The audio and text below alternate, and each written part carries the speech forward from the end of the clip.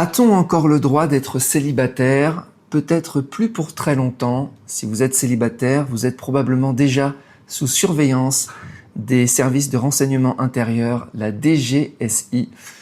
Je ne sais pas si vous avez vu passer, mais dans tous les médias, la DGSI surveille désormais les célibataires, en particulier ceux qui sont involontairement célibataires, les incels.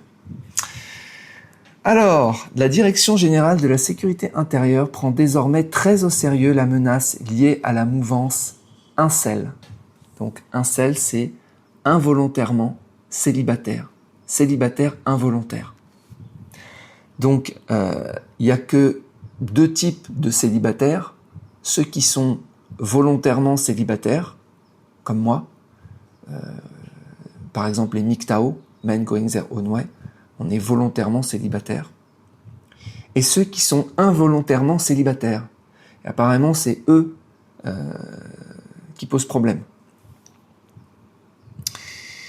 Le mouvement masculiniste radical. Alors d'un seul coup, on est passé de incel à masculinisme radical. À la base, c'était juste des célibataires. Mais est-ce que aujourd'hui, se revendiquer célibataire, vouloir simplement vivre sans femme, seul, est-ce que c'est déjà trop? Est-ce que c'est déjà une forme de radicalité, radicalisation? Elle va loin quand même, la société occidentale. Donc ce mouvement est désormais surveillé par le renseignement intérieur au même titre que d'autres formes d'extrémisme violent. Alors, être célibataire aujourd'hui en France, se revendiquer comme ça si vous êtes un homme, vous êtes probablement fiché S. Alors, la position officielle de la DGSI et les alertes du renseignement, les services du renseignement intérieur, notamment le service en charge de l'ultra-droite et des extrémismes, qualifient le mouvement incel de forme la plus préoccupante de masculinisme. Attention.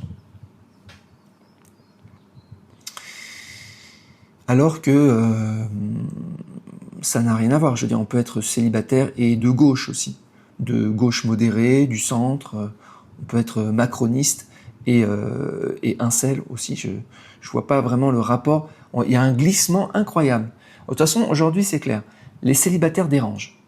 Parce que les célibataires ont cassé, en fait, la stratégie des Micheline, c'est-à-dire séduction, mariage, divorce, plumage. Donc l'argent qui venait du divorce, qui est la principale source de financement des Micheline, eh bien, si les hommes ne veulent plus aller avec des Micheline, ne veulent plus se mettre en couple, s'ils veulent rester célibataires, c'est problématique. Parce que les féministes, les femmes féministes, eh bien, comme elles nous le disent, je veux dire, il suffit de les écouter, c'est pas moi qui invente, elles veulent de l'argent. Elles veulent que les hommes payent pour compenser, pour des siècles d'oppression, parce qu'elles sont un peu revanchardes, etc. Donc elles visent un transfert en fait économique des hommes vers les femmes. Donc si les hommes veulent rester seuls, tranquilles, il n'y a plus rien à prendre. Donc il y a un problème financier. Donc c'est remonté au niveau de la DGSI. Ça va loin quand même. Donc, des jeunes hommes basculant dans le virtuel avec des projets. Alors ils ont toujours des projets, mais dans les passages à l'acte, on voit pas trop. Alors, source officielle. Pour poursuivre ou entraver un individu issu de la mouvance incel qui planifie une action violente, la DGSI et la justice s'appuient sur la définition stricte du terreau en droit français. On est dans du terreau, là. Article de référence, c'est l'article 421.1 du Code pénal. Les infractions commises intentionnellement en relation avec une entreprise individuelle ou collective ayant pour but de troubler gravement l'ordre public par l'intimidation de la terreur constituent des actes de terreau. Dès lors qu'un individu planifie ou une attaque ciblée contre des femmes, considérée ici comme un groupe social visé par une idée de haine, afin de semer infraction bascule sur la qualification d'association de malfaiteurs terreau. Voilà, donc c'est assez stupéfiant quand même. Je veux dire, d'aller faire une association entre des gens qui sont célibataires et des actes criminels. Attention là. Je sais pas d'ailleurs s'il y a déjà eu des condamnations, tout ça, mais ça me paraît quand même assez éloigné. Alors, la stratégie de la DGSI repose sur l'entrave précoce, surveillance cyber, détection des signaux faibles sur les forums spécialisés ou de diffusion de l'idéologie de la black pill. Pilule noire. Alors, pilule noire, pareil, hein, je veux dire, c'est toutes ces idéologies, il n'y a pas nécessairement de violence. J'ai presque envie de dire que la pilule noire, c'est quoi un black pill, hein, vous avez blue pill, red pill et black pill. La black pill, c'est les mecs qui ont totalement renoncé. C'est le fatalisme. Ils pensent que les jeux sont faits. Déterminisme absolu, ça ne sert à rien de se battre, ça ne sert à rien de vouloir changer, de vouloir se changer, de vouloir changer le monde, de vouloir se rebeller. Et je veux dire, c'est une... Je vois pas de violence particulière dans la black pill, pas plus qu'ailleurs, je veux dire, c'est sûr. Il peut y avoir des gens violents partout. Mais je veux dire... Les mecs qui sont fatalistes et qui restent célibataires chez eux en étant dégoûtés du monde, je vois pas... Je sais pas, c'est assez étrange tout ça. Surtout que c'est pas comme s'il y avait un phénomène de masse, de gens ultra-violents, où tous les jours on entendait des agressions de mecs qui se revendiquent, de la black pill, machin, y a rien. Vous avez déjà entendu un gars... Ah oui, lui, il faisait partie du mouvement Black Pill. Et donc, il a commis ses crimes. J'ai entendu. Signalement citoyen, le ministère de l'Intérieur s'appuie sur le Centre national d'assistance de prévention de la radicalisation, le CNAPR. Si vous repérez un proche... non, s'il vous plaît, ne me signalez pas. Si vous repérez un proche ou un internaute qui se radicalise et menace passer à l'acte, vous pouvez utiliser une plateforme officielle ou appeler un numéro, etc. Bah dis donc, hein, c'est étrange. Donc déjà, je suis pas d'accord avec plusieurs trucs. Être célibataire, pour moi, c'est pas une branche du masculinisme. Il y a des célibataires aussi chez les femmes. Hein. D'ailleurs, le mouvement incel, en fait, il naît... je crois que c'est une femme qui l'a lancé, en fait. Le truc a rien à voir. Ensuite, je vois pas en quoi ceux qui sont involontairement célibataires sont plus dangereux que ceux qui sont volontairement célibataires. Je vois pas non plus. Bon. Alors, ils essayent, alors peut-être que le mot est mal choisi, peut-être que incel, en fait, ça veut dire, voilà, l'acronyme c'est involontairement célibataire, mais peut-être que ça regroupe d'autres choses. Le problème, c'est qu'il y a trop de glissements, il faut trouver des noms qui sont adaptés.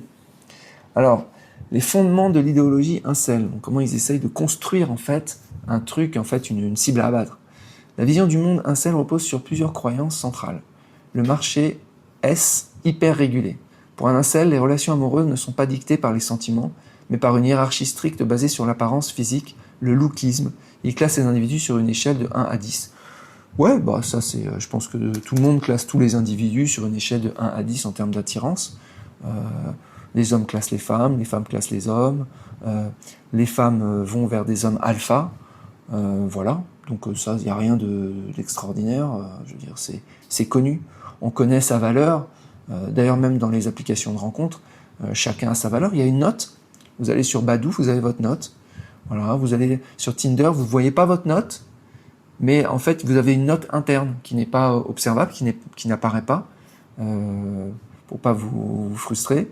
Mais de toute façon, vous la connaissez, votre note. Quand vous voyez qu'on vous propose que des moches, bah, c'est que vous avez une mauvaise note. Voilà. La règle du 80-20, donc l'hypergamie poussée à l'extrême, il partage la croyance que 80% des femmes se disputent 20% des hommes. Oui, j'aurais même dit 90% des femmes se disputent 10% des hommes. Ça s'appelle les hommes alpha, c'est eux qui raflent toute la mise, les tchads. Donc oui, et je vois pas de...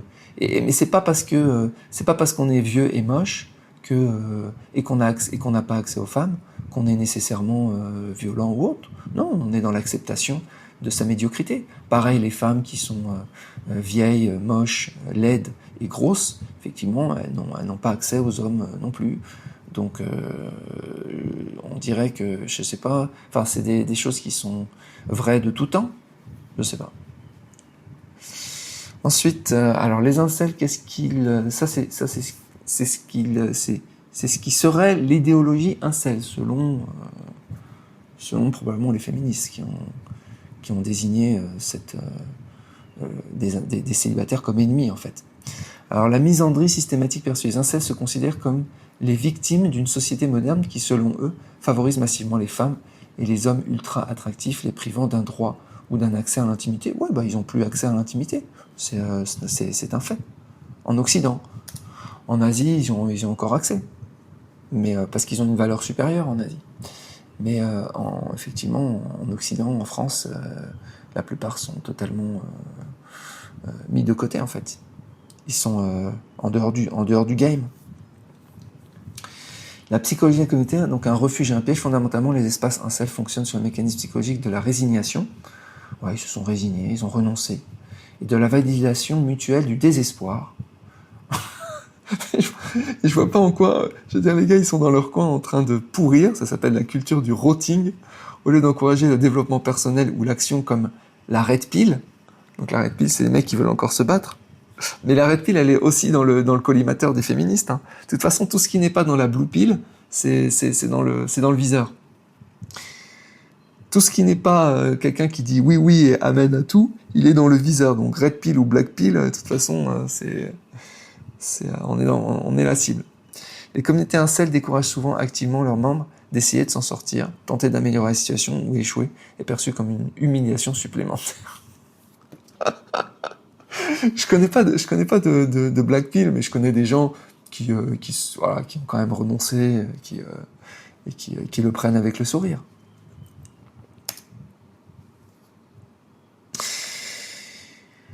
Voilà, bah écoutez, incompréhension totale. N'hésitez pas à venir sur le groupe Telegram pour en discuter. Si vous avez un avis, venez au rayon femmes. C'est assez surprenant ce qui se passe par rapport aux célibataires et ces attaques répétées. Et maintenant, ça utilise les pouvoirs publics, carrément les services de renseignement. Donc c'est chaud quand même. Je vous souhaite une très bonne journée et je vous dis à bientôt.